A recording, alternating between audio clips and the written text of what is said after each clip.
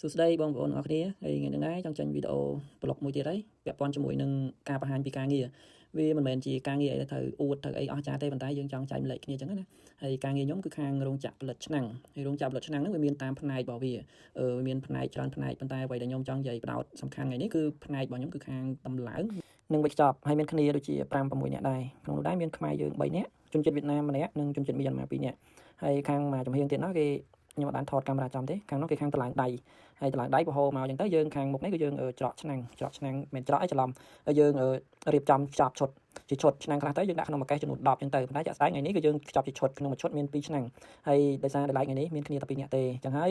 យើងរត់ទៅរត់មកទៅថាជើងតាមពិតទៅការងារនេះមិនមែនជាការងារខ្ញុំជាប្រចាំទេការងារខ្ញុំជាប្រចាំគឺការងារជូនដៃឆ្នាំងជូនកេសជូនជារួមជូនរបស់ដែលត្រូវតម្លើងដែលត្រូវធ្វើនឹងឲ្យគេធ្វើទេអញ្ចឹងតែដោយសារថ្ងៃនេះអត់មានមនុស្សអញ្ចឹងហើយយើង2នាក់ទៅថាដៃថាជើងទៅហើយយើងរត់ទៅរត់មកអញ្ចឹងណាប៉ុន្តែมันជាបញ្ហាទេដោយសារការងារយើងអត់ប្រញាប់ដែរអញ្ចឹងហើយយើងធ្វើតាមស្រួលហើយថ្ងៃនេះធ្វើ2នាក់ខ្មែរយើងហ្នឹងគាត់ពាក់ឲ្យខ្មៅហ្នឹងគឺរៀមប្អូនហើយតែម្នាក់មកក្រោយគឺហៅរៀមប្អូនអញ្ចឹងណាហើយគ្មានចេះទេលោកអើយពេលមកដំបូងភាសាកូរ៉េក៏មិនចេះអីក៏មិនចេះមិនថាខ្ញុំអ្នកនិយាយនេះខ្ញុំចេះភាសាកូរ៉េទេប៉ុន្តែគាត់ថាខ្ញុំរៀមច្បងខ្ញុំមកមុនបានប្រហែលខែអញ្ចឹងមកមុន5 6ខែទេប៉ុន្តែគាត់ថាគាត់មកថ្មីអាណត្តិទី1ខ្ញុំអាណត្តិទី2អញ្ចឹងទៅខ្ញុំក៏មិនចេះកូរ៉េអីអស់ចាស់ណាស់ដែរប៉ុន្តែគាត់ថាខ្ញុំអាចស្ដាប់បានអាចជួយបកប្រែបានតាមតែអ្វីដែលអាចចេះបានអញ្ចឹងណាហើយតាមពិតទៅការងារខ្ញុំនៅអត់ស្ងៀមទេរត់ទៅរត់មក